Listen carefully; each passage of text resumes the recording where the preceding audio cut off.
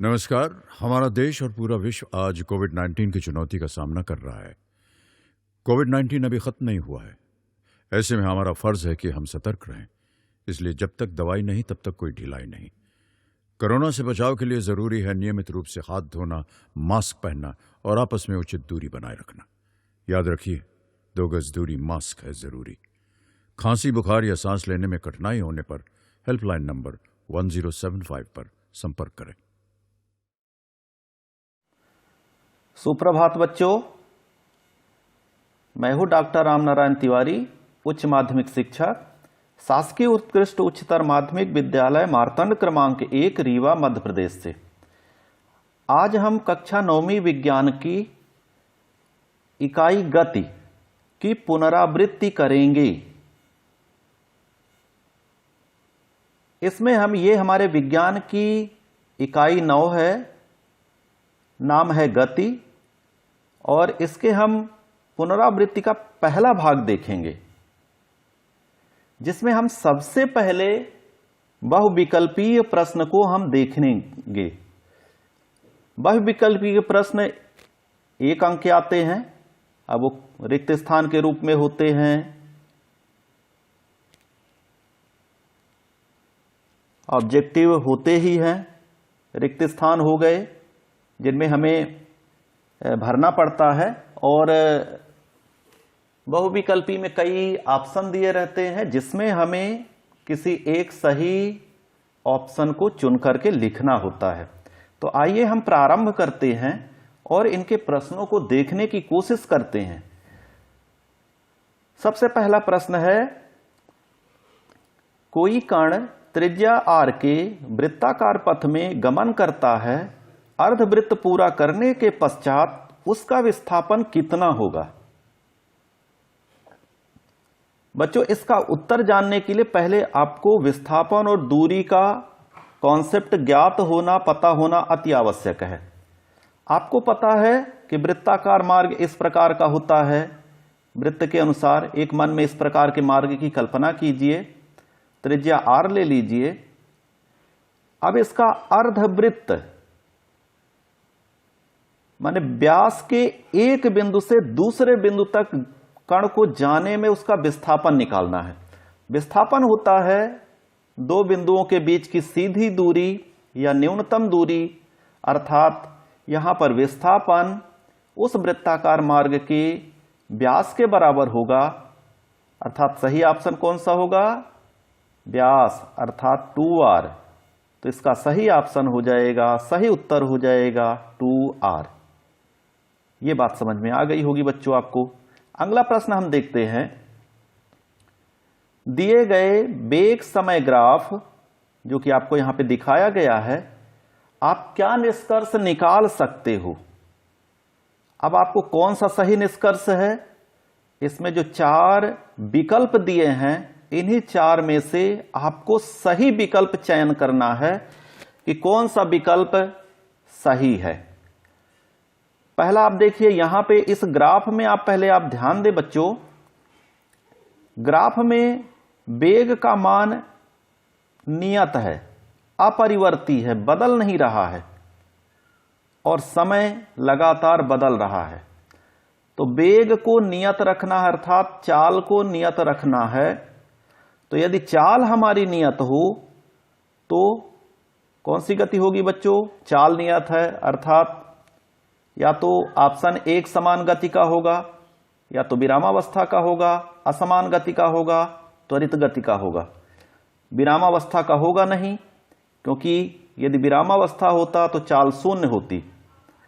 असमान गति में वेग बदलता रहता है या चाल बदलती रहती है, इसलिए सी ऑप्शन भी सही नहीं होगा। त्वरित गति में भी वेग बदलता है, अर्थात इसका सही उत्तर ए होगा, एक समान गति। तो इस तरह से वेग समय ग्राफ को देख करके हम ये निष्कर्ष निकाल सकते हैं। अगला प्रश्न देखें बच्चों, किसी गतिमान पिंड के लिए विस्थापन तथा दूरी का आंकिक अनुपात क्या होगा? विस्थापन और दूरी का आंकिक अनुपात, बच्चों आपको पता है कि विस्थापन दो बिंदुओं के बीच की न्यूनतम या सीधी दूरी होती है, और दूरी का जो मान होता है वो दो बिंदुओं के बीच में सीधा भी हो सकता है, टेढ़ा मेढ़ा भी हो सकता है।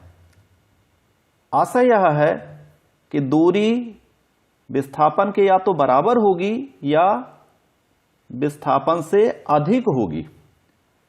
तो हमें यहां पे विस्थापन और दूरी का अनुपात निकालना है। तो यहां पे हम विस्थापन, आप देखिए यहां पे हम विस्थापन करेंगे तो विस्थापन और बटे दूरी करेंगे तो इसमें आप देखिए दूरी का मान हमेशा विस्थापन से ज्यादा या बराबर होगा। तो ये मान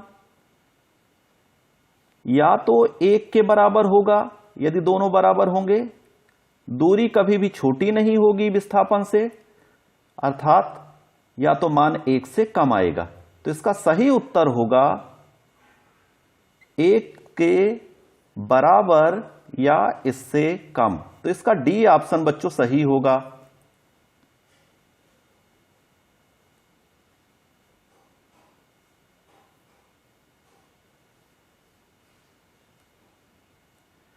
तो इसका सही उत्तर हुआ 1 के बराबर या इससे कम। अगला प्रश्न हम देखेंगे बच्चों, यदि किसी पिंड का विस्थापन समय के वर्ग के अनुक्रमानुपाती है तो वह वस्तु गमन करती है।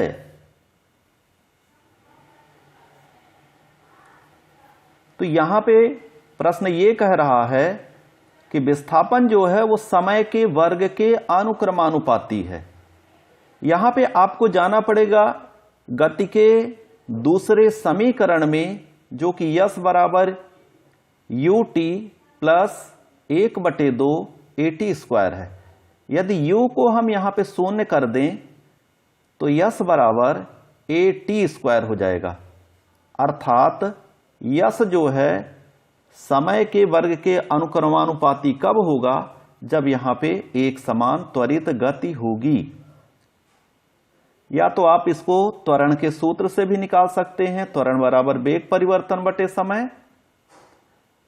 वेग को दूरी बटे समय या विस्थापन बटे समय कर दीजिए तो नीचे समय 2 बार आ जाएगा। तो इस तरह से आपको पता हो जाएगा कि यहां पे ये जो गति होगी एक समान त्वरित गति होगी। ये चौथा प्रश्न हुआ जो कि गति के समीकरण से ये स्पष्ट है।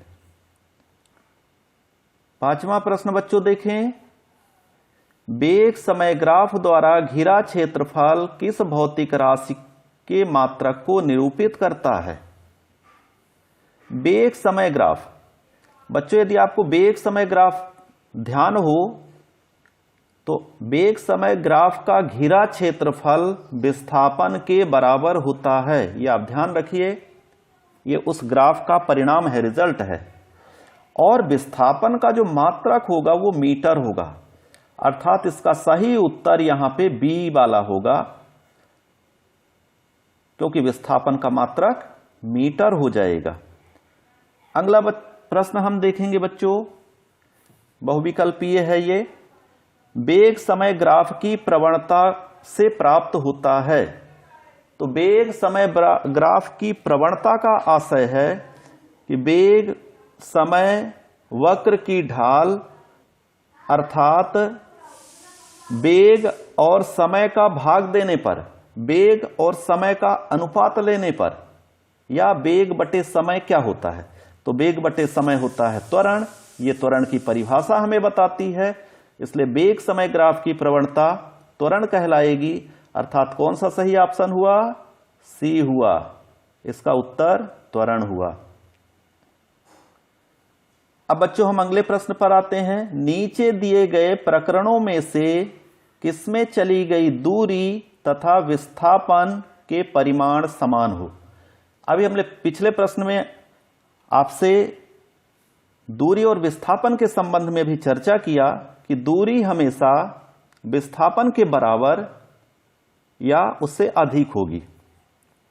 यदि मार्ग टेढ़ा है तो दूरी का मान विस्थापन से अधिक होगा।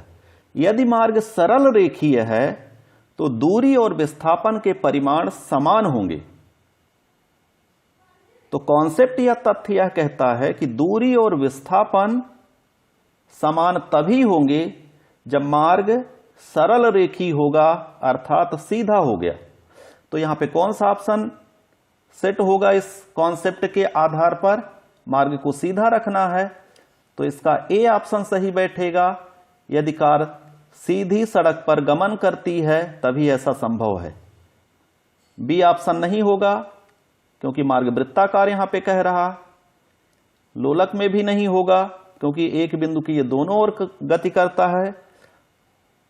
सूर्य की परिक्रमा पृथ्वी द्वारा सूर्य के चारों ओर की गई परिक्रमा का मार्ग जो होता है वो वृत्ताकार होता है। तो बी सी डी तीनों में मार्ग वक्रीय है, इसलिए केवल ए के सही होने का यहां पे चांस मिल रहा है। तो इसलिए इसका सही उत्तर हो जाएगा ए। यदि कार सीधी सड़क पर गमन करेगी तभी यहां पर दूरी और विस्थापन के परिमाण समान होंगे। अब आगे देखिए बच्चों, प्रश्न क्रमांक 8, वेग परिवर्तन की दर क्या कहलाती है? यह प्रश्न 2018 में आ चुका है।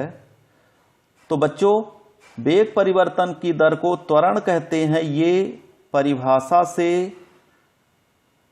क्लियर है क्योंकि त्वरण की परिभाषा ऐसा कहती है। तो इसका उत्तर बी हो जाएगा, त्वरण। अब आगे बच्चों हम देखेंगे यहां पे सत्य असत्य कथन कि किस तरह से हम सत्य और असत्य कथन हमारे प्रश्न पत्र में आते हैं।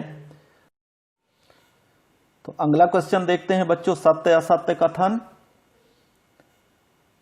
जो कि 1 अंक के आते हैं। इसमें चलिए कुछ हम सत्य असत्य कथन की बात करते हैं। जैसे पहला प्रश्न है, प्रति सेकंड विस्थापन को चाल कहते हैं। तो चाल बराबर दूरी बटे समय होता है। चाल का संबंध बच्चों दूरी से होता है। यहां पे विस्थापन से चाल का संबंध नहीं होगा, विस्थापन का संबंध केवल वेग से होगा, इसलिए यह कथन असत्य है। दूसरा देखें बच्चों, वेग परिवर्तन की दर त्वरण कहलाती है। तो ये बिल्कुल सही है क्योंकि ये परिभाषा है, त्वरण बराबर वेग परिवर्तन की दर या त्वरण बराबर वेग परिवर्तन बटे समय। तो ये बिल्कुल सत्य है।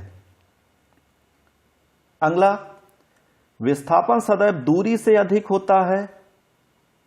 ये कथन विस्थापन और दूरी के कॉन्सेप्ट के हिसाब से उल्टा है। विस्थापन का मान कभी भी दूरी से अधिक नहीं हो सकता, इसलिए यह कथन असत्य हुआ। अगला देखें, ऋणात्मक त्वरण को मंदन कहते हैं।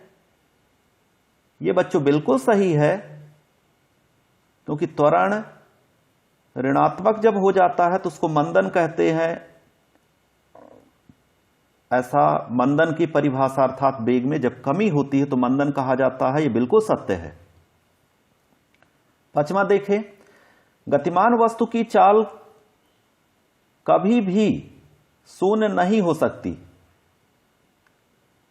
तो गतिमान वस्तु की चाल कभी भी शून्य नहीं हो सकती, ये कथन सत्य है। यहां पे हम असत्य लिखे हुए हैं तो बच्चों इसको सत्य कर लेना है क्योंकि गतिमान वस्तु की चाल कभी भी शून्य नहीं हो सकती, तो ये सत्य है। तो इसको हम बच्चों यहां सुधार दे रहे हैं।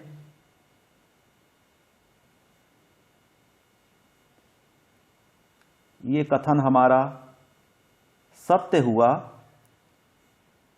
आगे हम इसी तरह से यहां पर भी इसको सत्य कर रहे हैं।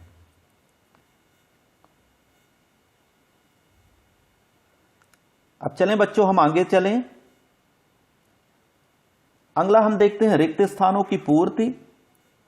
तो रिक्त स्थानों की पूर्ति में जो कि ये एक एक अंक के आते रहते हैं। वेग परिवर्तन की दर, यदि आपको वेग की परिभाषा याद है तो वेग परिवर्तन की दर को त्वरण कहते हैं, ऐसा आपको पता होगा। दूसरा देखें विस्थापन की दर, तो विस्थापन की दर को हम वेग कहते हैं। ये वेग की परिभाषा से स्पष्ट है, इसलिए दूसरे में वेग हो जाएगा। वेग एक अदिश है, यदि सदिश, ये हमको पहचानना है। तो चूंकि वेग में दिशा होती है इसलिए यह सदिश राशि है। दिशा जिसमें नहीं होती उसको हम अदिश कहते हैं। विस्थापन भी दिशा रखता है। चौथे इसके प्रश्न में देखें तो विस्थापन को भी हम सदिश कहेंगे, इसलिए यह भी सदिश हो गया। और चाल में दिशा नहीं होती अर्थात यह अदिश हो गया। तो इस तरह से ये हो गए। अब आगे हम देखें दूरी, इसमें दिशा नहीं होती इसलिए यह एक अदिश राशि हो गई। अगला 7वां देखें, यदि वस्तु की गति का पथ सरल रेखी हो तो ऐसी गति को हम सरल रेखी गति कहते हैं। यह सरल रेखी गति की परिभाषा है। 8वां देखें, त्वरण एक सदिश राशि होती है क्योंकि त्वरण में दिशा होती है। त्वरण बराबर वेग परिवर्तन बटे समय होता है। वेग दिशा पर निर्भर करता है, इस कारण त्वरण में भी दिशा होगी। ऋणात्मक त्वरण अभी हमने इसके पहले डिस्कस किया, बात की, इसको मंदन कहते हैं, इसलिए इसका उत्तर मंदन हो जाएगा। 10वां देखें बच्चों, वे भौतिक राशियां जिन्हें व्यक्त करने के लिए परिमाण और दिशा दोनों की आवश्यकता होती है उन्हें हम सदिश राशि कहते हैं। ये सदिश की परिभाषा है। तो अदिश और सदिश को हम कैसे पहचानें, यहां पे ये सदिश की परिभाषा है। तो इसके वो सारे उत्तर हो गए कि त्वरण, वेग, सदिश, किसमें कौन सा ऑप्शन सही सेट हुआ। आगे आते हैं बच्चों हम सही जोड़ी में, जो कि एक अंक के प्रश्न आते हैं।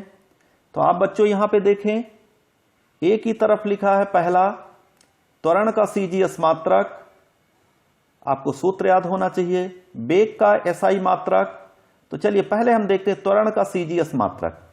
त्वरण बराबर होता है वेग परिवर्तन बटे समय।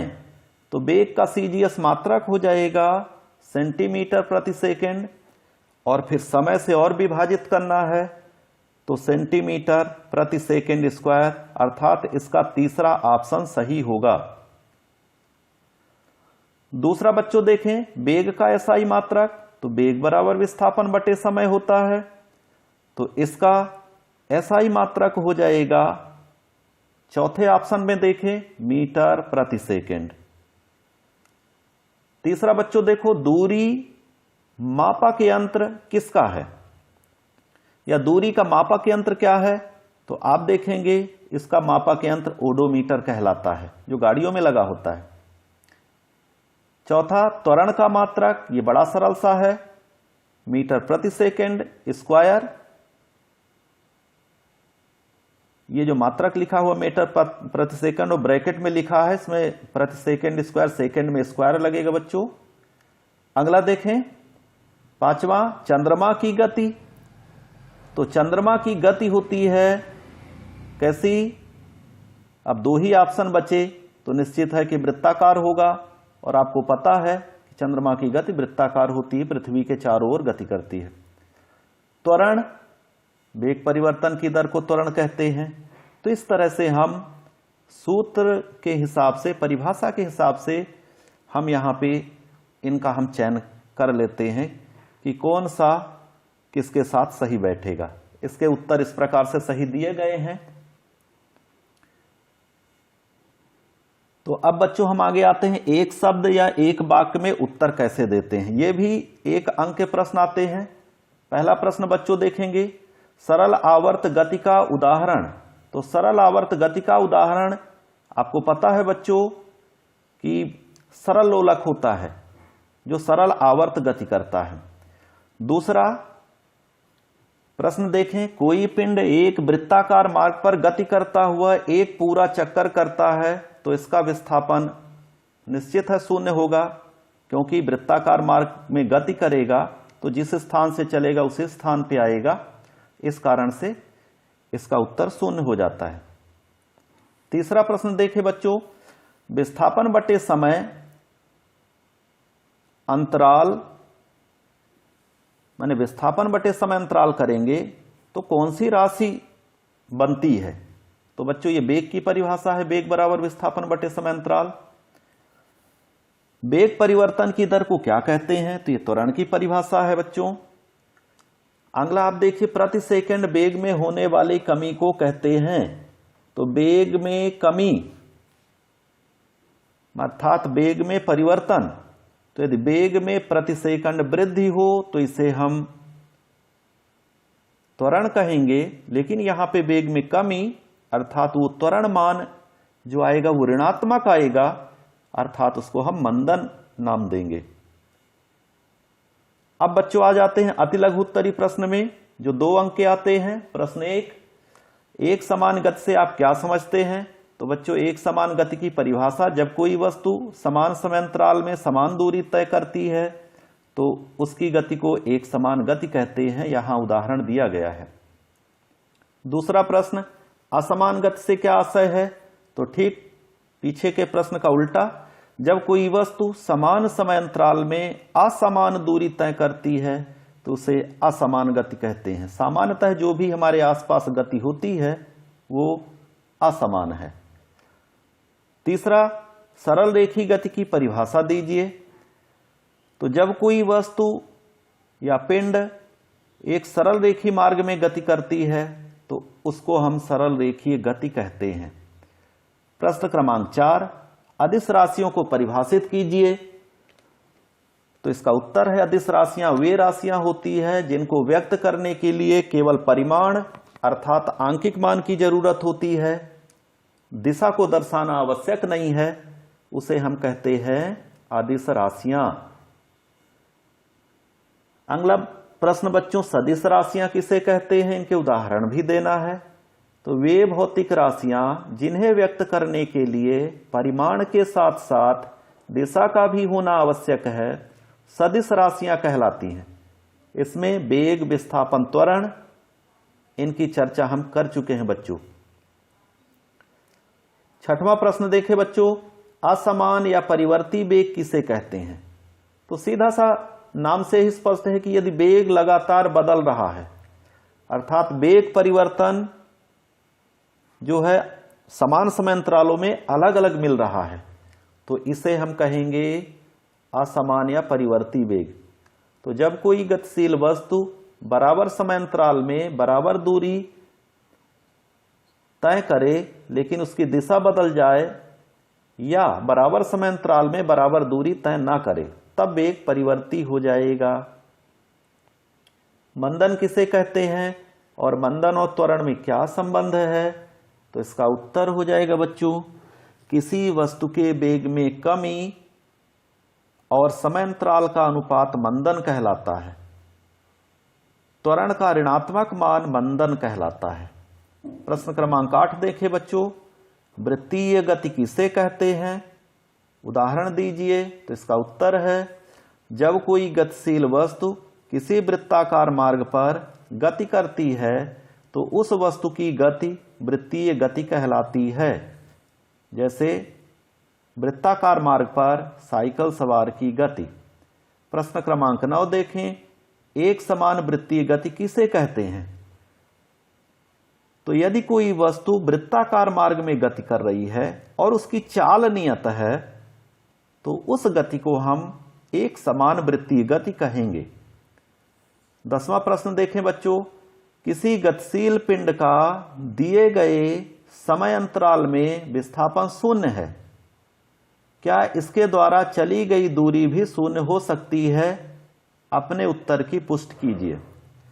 तो बच्चों ऐसा जरूरी नहीं, इसलिए उत्तर नहीं में है, क्योंकि यदि कोई वस्तु वृत्ताकार मार्ग में गति करती है तो जब वह अपनी पूर्व स्थिति में आती है, प्रारंभिक स्थिति में आती है, तो उसका विस्थापन शून्य हो जाता है, लेकिन दूरी शून्य नहीं होती। प्रश्न क्रमांक 11 देखें बच्चों, चाल किसे कहते हैं, मात्रक लिखिए। तो किसी वस्तु द्वारा इकाई समयांतराल में चली गई दूरी चाल कहलाती है। अर्थात चाल बराबर दूरी बटे समय, मात्रक इसका मीटर प्रति सेकंड हो जाएगा। औसत चाल से आप क्या समझते हैं, ये अगला प्रश्न है। तो औसत चाल की परिभाषा होती है बच्चों, किसी समयांतराल में तय की गई कुल दूरी और कुल समय का अनुपात औसत चाल कहलाता है। सूत्र याद रखना है, औसत चाल बराबर कुल दूरी बटे कुल समयांतराल। अगला प्रश्न देखें बच्चों, वेग की परिभाषा दीजिए, इसका मात्रक भी लिखिए। तो वेग है समय के साथ विस्थापन की दर को वेग कहते हैं। सूत्र हो जाएगा वेग बराबर विस्थापन बटे समय, मात्रक हो जाएगा मीटर प्रति सेकंड। औसत वेग किसे कहते हैं, अगला प्रश्न है बच्चों। तो औसत वेग हो जाएगा किसी भी गतिशील वस्तु के कुल विस्थापन और कुल समयांतराल का अनुपात औसत वेग कहलाता है। और अंतिम प्रश्न है बच्चों, त्वरण किसे कहते हैं, इसका मात्रक लिखिए। तो वेग परिवर्तन की दर को त्वरण कहते हैं, मात्रक मीटर प्रति सेकंड स्क्वायर हो जाएगा। धन्यवाद बच्चों, आप स्वस्थ रहें, सुखी रहें, अपने परीक्षा की विधिवत तैयारी करें। बस इसी आशा के साथ आप, धन्यवाद। किशोर अवस्था संबंधित समस्याओं के परामर्श हेतु समर्पित उमंग किशोर हेल्पलाइन के टोल फ्री नंबर 144225 पर संपर्क करें।